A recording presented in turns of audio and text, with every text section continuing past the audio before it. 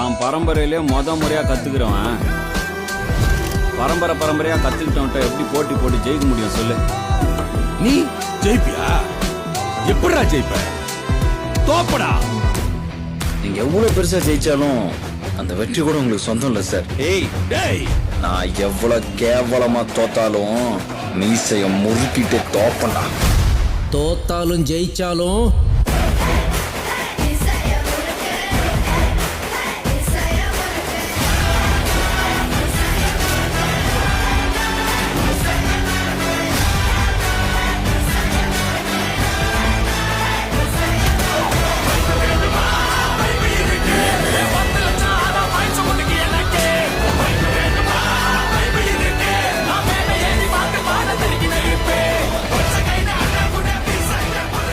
திரும்ப தமிழாவதான் சொல்றாரு.